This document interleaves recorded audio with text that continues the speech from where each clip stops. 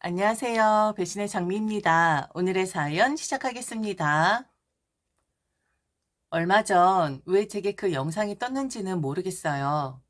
아무래도 사연 방송을 많이 보다 보니 연관 검색어로 뜬 게 아닌가 싶은데 대구 상간녀 사건이었나? 그게 한 2년 전에 떠들썩했나 보더라고요. 아마 제가 그 당시 정신이 없었던 터라 알지 못했었는데 만일 그 이야기를 그때 알았더라면 좀 다르게 대처를 하지 않았을까 싶습니다. 저는 지금 아이 하나를 키우고 있는 엄마입니다. 남편과는 2년 전에 이혼했고요. 아이는 내년에 초등학교에 입학을 합니다.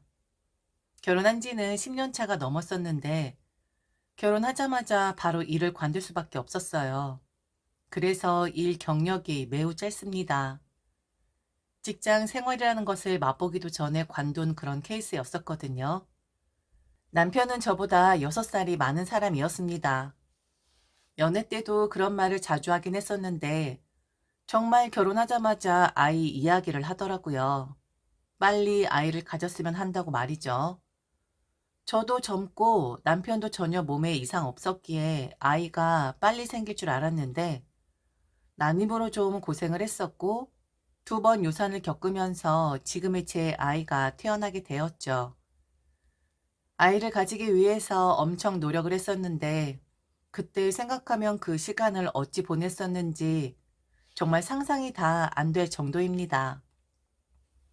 남편은 되게 좋은 사람이긴 했어요.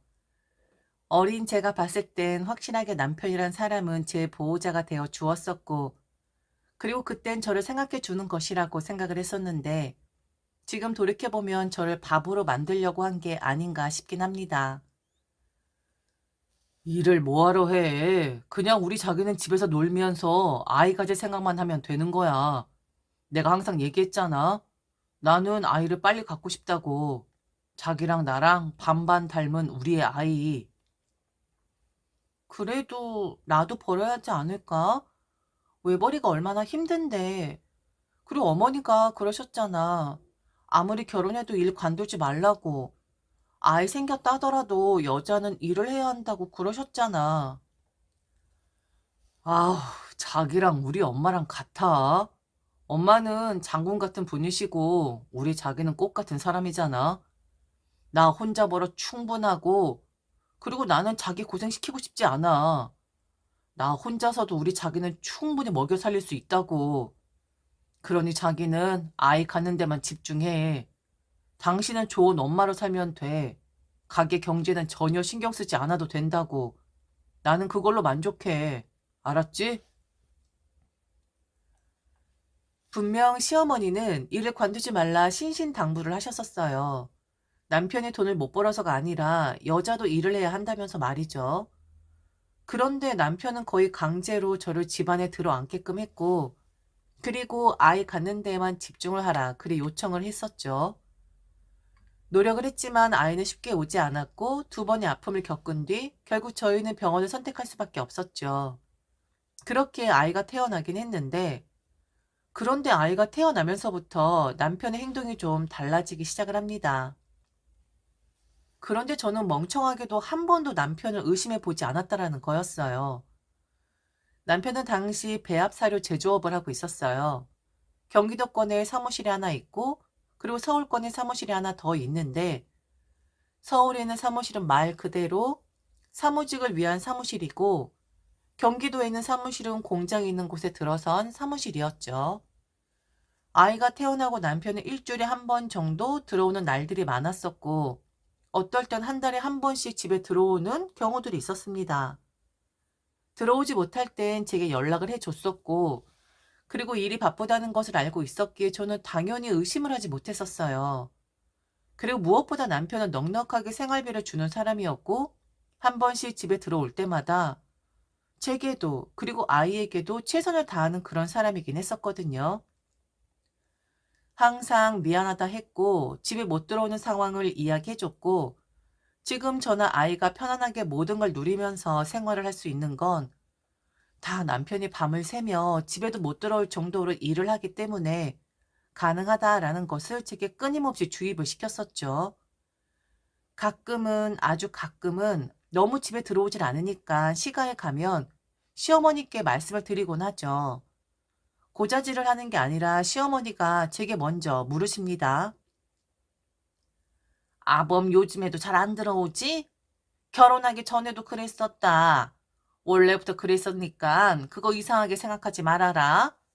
아무 생각 없이 집구석에 있는 여편네들은 상황도 모르면서 그냥 의심부터 하기 시작하거든. 아니에요, 어머니 의심하지 않아요. 그리고 못 들어올 때마다 항상 연락을 주고 그래요. 의심 같은 거 절대로 안 해요. 그래도 그놈이 애 가지려고 노력할 땐 맨날 집에 들어갔었잖아. 사실 나는 니들 결혼하자마자 아들이 집에 안 들어갈까 봐 얼마나 걱정을 했었는데 너는 복 받은 줄 알아. 그렇게 헌신적으로 자기 몸 희생하며 돈 버는 남자 없다. 네, 알아요. 아주 잘 알아요. 아휴, 그러길래 내가 너 직장 관두지 말라고 한 거야. 사회생활 안 하면 우리 아들 이해 못할 수도 있거든. 암튼 이상한 짓거리 하는 놈은 아니니까 걱정 말고 너는 우리 손녀 키우는데 집중만 하면 돼. 알았지? 집에 들어오지 않는 거 말고는 딱히 의심이 될 만한 상황도 없었고, 그리고 결혼 전부터 그랬다고 하니 그런가 보다 해야만 했죠. 문제 삼으면 저만 이상한 사람이 되는 것 같았거든요. 그런데 그렇게 하기를 몇 년?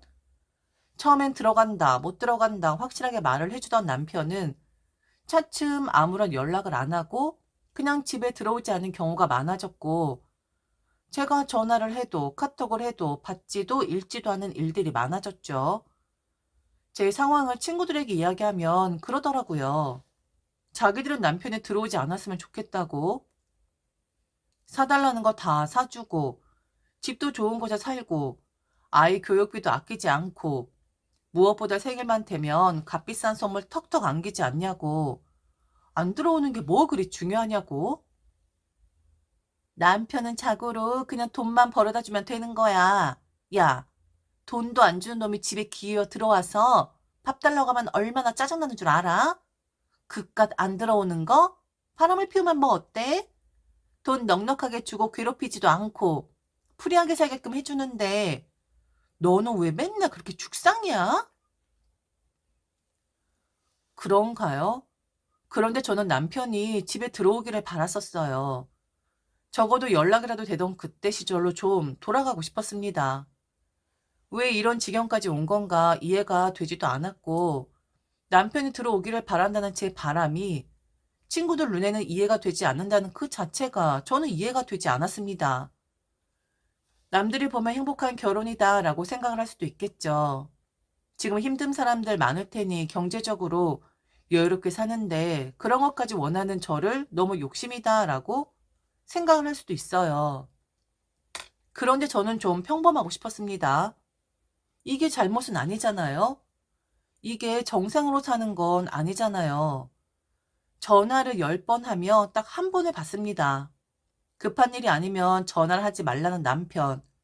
별것 아닌 일로 사람 귀찮게 하지 말라는 남편. 내가 지금 얼마나 바쁜지 알지 않냐고 큰소리치는 남편. 저는 이혼을 결심했어요. 이혼을 해야겠다 싶더라고요. 그런데 정말 서러운 게 뭔 줄 아십니까? 아주 여유롭게 사는데 제 돈은 한 푼도 없더라고요. 모든 공과금 남편 통장에서 다 나가고, 그리고 저는 남편의 카드를 사용하는데 아, 현금이 없더라고요. 이혼을 하고 싶어도 가진 돈이 없어서 이혼 소송 못하는 그런 주제더라고요. 이혼을 하기 위해서 저는 일을 시작했어요. 아이는 친정 엄마에게 좀 부탁을 드렸고, 나이는 먹었지만 거의 신입이나 다름없는 제가 일을 할 수 있는 곳은 별로 없었습니다. 그러다가 우연히 보험 상담사라는 것을 소개받게 되고, 저는 그 일을 시작하게 되죠. 아마 여기 사연을 들으시는 분들 중 저의 목소리를 들어보신 분들도 있지 않을까 싶어요. 무작위로 전화를 해서 저희 회사 보험 소개를 하는 그런 직종인데 절대로 사기는 아닙니다. 가능성 있는 고객님들께 전화를 드리고 좋은 보험을 소개해 드리는 것이니 결정은 전적으로 고객님께서 하시는 것이니 강제성은 1도 없습니다. 말수가 많은 편이 아닌데 그래도 매뉴얼대로 일을 하다 보니 수습 기간이 끝나고 난 뒤 인센으로만 제가 번 돈이 글쎄 200만 원이나 되는 겁니다. 저를 믿고 보험을 들어주신 분들로 인해 생긴 200만 원. 처음엔 딱 1000만 원만 모으자. 그렇게 하면 적어도 변호사 비용은 들 수 있겠지. 그런데 이혼하고 나면 아이랑 살아야 하는데 내가 경제적으로 자립이 되지 않으면 아이를 빼앗길 수도 있으니 저는 악착같이 이름 물고 무시하는 분들, 화를 내시는 분들, 그냥 전화를 끊어버리는 분들, 목에서 피가 날 정도로 그렇게 전화를 돌렸습니다. 남편에게도 제가 일을 한다는 것을 알리긴 했었어요. 그런데 남편은 기억을 못 하더군요. 집에 잠시 들어왔을 때 나 사실 일을 시작했다. 보험 상담사인데 나 이번 달에 200만 원을 벌었다. 나도 이렇게 경제활동을 할 수 있다 라고 말을 했더니 남편이 그러더군요. 저보고 뻥치지 말라 하더라고요. 만일 그날 정말이냐고 제게 조금만 관심을 보여줬더라면 저는 이혼을 하기 위해서 돈을 버는 게 아니라 우리 가게 경제에 사실 도움이 안 된다고 하더라도 남편이 집에 못 들어올 정도로 바쁘게 일을 하니 보탬이 좀 되고 싶다라고 돌려 말했을 겁니다. 그런데 남편의 반응은 네가 돈을 번다고? 하, 누가 너한테 돈을 주냐? 어? 말이 되는 소리를 해라. 어? 아니야. 나 진짜로 일한다니까. 나 이번에 200 벌었어. 진짜야. 하, 200? 야, 그 200 가지고 나가서 뭘 할 수 있는데. 그냥 까불지 말고 집에서 애나 잘 봐. 내가 돈 벌잖아? 내가 집에 못 들어오면서 벌잖아. 너는 돈 안 벌어도 된다 했잖아. 아우, 200? 아이고, 아이고야. 200?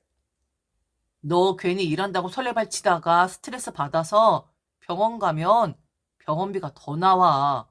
그러니까 쉰소리 하지 마. 알았어? 나에 대한 사랑이 식었는데 부부니까 그냥 살고 있구나라는 것을 확신하게 되었고, 저는 돈을 더 열심히 모으고, 그리고 일에 더 집중을 합니다. 그러다가 알게 되었죠. 제가 알려고 한 게 아니라, 바로 시어머니 입을 통해 직접 듣게 되었습니다. 원래는 친정 엄마가 저희 집에 오셔서 아이를 돌봐주곤 했었는데, 그날은 친정집으로 아이를 데리고 간 날이었고, 저는 마음 편하게 직장에 출근을 하죠. 그런데 연락 없이 시어머니가 저희 집을 찾아오신 거였고, 제게 전화를 걸어 오셨는데, 수많은 상담사들이 통화를 하는 중이고, 실장님이 지켜보시고 계시기에, 바로 전화를 받을 수가 없는 상황이었었어요. 그런데 계속해서 시어머니 전화는 울리고, 결국 저는 시어머니 전화를 받고 지금 일을 하고 있어서 전화를 받을 수가 없다라는 말을 하죠.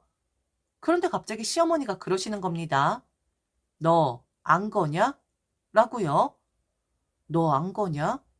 뭘 알았다는 걸까요?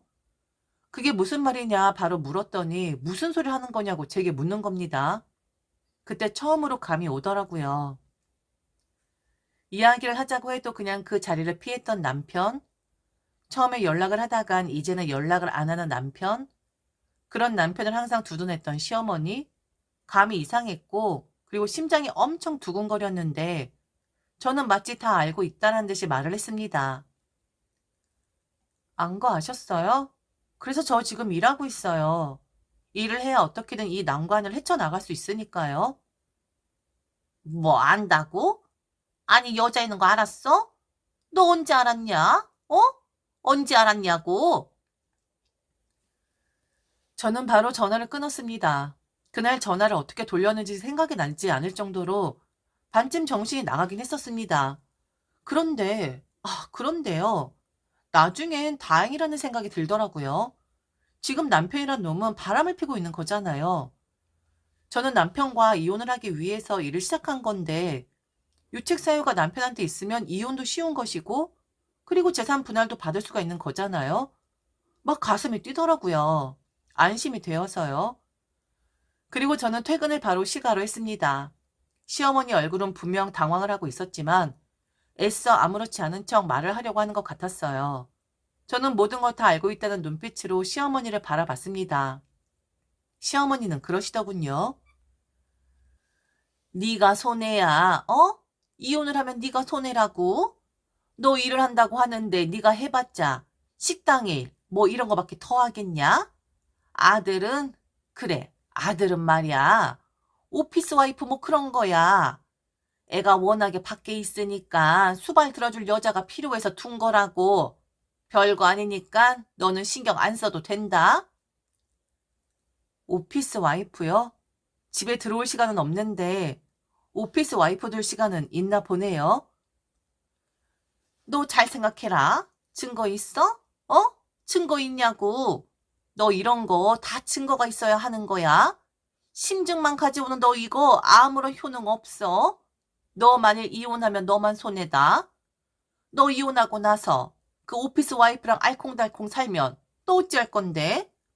우리 손녀랑 우리 아들이랑 그 여자랑 잘 살면 너 어떻게 할 건데? 그러니까 그냥 모른 척하고 넘어가. 나도 네가 안다는 소리는 안 할 테니까 너도 그냥 넘어가라고. 남자가 밖에서 일하면 다 그럴 수 있어. 그렇다고 그놈이 너한테 돈을 안 주냐? 애 교육비를 안 주길 하냐? 가장으로서 역할은 다 하고 있잖아. 안 그래? 어머니, 저는 그 사람한테 여자가 있든 없든 관심 없어요. 그냥 저는 지금 이 상황이 너무 감사할 따름이에요. 저는 남편에게 바로 카톡을 보냈습니다. 지금 어머니 집에 있다. 오피스 와이프 건에 대해서 이야기를 하고 있는데 할 말 있으면 빨리 시가로 와야 할 것 같다. 네가 이 카톡을 보든지 말든지 나는 바로 이혼 소송을 할 생각이니 알아서 하라고 글이 보냈습니다. 바로 전화가 오더라고요. 저는 전화를 바로 꺼버렸습니다. 직접 얼굴을 보고 말을 하고 싶었거든요. 1시간 뒤쯤 남편은 시가로 왔고 그리고 제게 뻔뻔하게 그래서 이혼을 하겠다라는 거냐고 감히 네가 지금 나한테 이혼을 이야기하는 것이냐고 막 화를 내더군요. 야, 이혼이 장난이야? 너 돈 있어? 아니 너 나랑 이혼하면 애 빼앗기는 거야. 그리고 유책 사유도 그래. 내가 바빴잖아. 안 그래? 바빠서 집에 못 들어오는 사람이 한둘이야? 다들 그렇게 살아. 그리고 내가 뭘 잘못했는데 너 증거 있냐? 어? 증거 있어? 돈? 증거? 아이? 나는 네가 바람을 피웠든 뭐든 아무 상관없어. 아이를 빼앗아 간다고? 과연 너란 사람한테 아이의 양육권을 맡기는 판사가 있을까? 그리고 나 일한다고 하지 않았니? 네가 말하는 그깟 200? 이젠 어느 정도 익숙해져서 어느 정도 돈 벌고 있고 아이 충분히 책임질 수 있을 정도로 나 벌어. 그러니까 웃기지도 않는 말로 나 협박하지 마. 네 더러운 돈? 난 필요 없어. 그냥 나는 너랑 헤어지고 싶을 뿐이야. 여자가 있는데도 뻔뻔하게 증거 있냐고 말하는 너랑 헤어지고 싶은 것 뿐이라고. 내 말 알아듣니? 저는 이혼을 했습니다. 그런데 정말 그냥 이혼만 했냐고요? 아니요. 신은 제 편이었습니다. 세상에 권선징악이라는 게 정말 있긴 하더라고요. 남편이 만난 그 오피스 와이프란 사람, 그 여자의 남편이 먼저 제게 연락을 해왔거든요. 그런데 그 남편이란 사람이 보통 사람이 아니더라고요. 제게 만나자고 연락이 와서 갔는데 한눈에 보고 알아차렸습니다. 이 사람은 법으로 해결할 사람이 아니라 주먹으로 해결할 사람이구나 라는 것을요. 알고 보니 남편에게는 서울에 한 명, 경기도에 한 명, 이렇게 오피스 와이프가 있었더군요. 바로 경기도권의 여자의 남편이었는데 이런 말하기 좀 그렇지만 딱 봐도 건달인 사람이었습니다. 그 남자는 자신의 아내에게 모든 증거를 다 받아내었고 그리고 그 증거를 제게 전달해줬고 그러면서 자신의 아내는 경기도 여자고 서울에도 여자가 하나 더 있다라는 것을 말해주더군요. 그 증거 또한 자기가 가지고 올 테니 이혼을 하라 했고 남자는 남편을 협박하기 시작했죠. 시어머니도 찾아간 걸로 알고 있어요. 서울 사무실은 아예 작사를 내버린 것으로 알고 있고 경기도 사무실과 공장에는 자신의 사람들을 풀어놓았더라고요. 아예 일을 못할 정도로 말이죠. 저는 그 남자가 준 증거로 재산 분할 받고 위자료 받고 아이의 양육권까지 가지고 오게 되었고 남자는 제게 그랬습니다. 자신은 상간남 소송 같은 건 하지 않는다고. 다만 자기는 좀 더 조사 버릴 겁니다. 나는 법 같은 거는 모르는 무지랭이라서 그냥 내가 꼴리는 대로 할 거요. 그리고 우리 마누라한테 화가 나겠지만 그래도 상간녀 소송만 하지 말아 주십시오. 내가 그 정도는 봐주게끔 아줌마 도와준 거 아니겠소? 암튼 나는 좀 더 조사버리고 그리고 돈으로 내가 알아서 받아낼 테니까 아줌마도 아랫돌이 막 휘두르고 다니는 그런 놈한테서 벗어나 잘 사쇼. 받을 만큼 받았소? 살면서 제가 다시는 만나보지 못할 사람이긴 했습니다. 저는 받을 거 받았고 그리고 가장 중요한 아이도 제가 데리고 왔기에 더 바랄 것이 없었어요. 다만 어색하게 웃으면서 아저씨 화이팅! 이러고 말할 수밖에 없었죠. 그렇게 저는 2년 전에 이혼했고요. 지금도 상담사로 열심히 일을 하고 있습니다. 내년에 아이가 초등학교 들어가면 그때는 다른 일을 해볼 생각이에요. 그리고 친정 부모님 댁으로 이사도 했고 들어오지 않은 남편으로 더는 마음 쓰지 않으며 편하게 살고 있습니다. 2년이 지난 지금도 가끔 그 아저씨가 생각이 납니다. 조사 버릴 것이라는. 그리고 생각이 날 수밖에 없는 게 이번 연도 초까지만 해도 제게 문자를 보내왔었거든요. 수금하러 갑니다. 라는 문자를 말입니다. 계속 그때를 상기시키는 것 같아서 전화번호 차단을 했는데 제대로 화이팅 하시기는 하네요. 2년 동안 다 자업자득이 아닐까 싶어요. 남의 여자 건드린 전 남편의 최후? 아마 지금 사람 제대로 만나서 지옥에서 살고 있지 싶습니다. 법보다는 주먹이 위에 있는 그런 남자를 만나 말이죠. 지금까지 들어주셔서 진심으로 감사합니다. 이상 배신의 장미였습니다.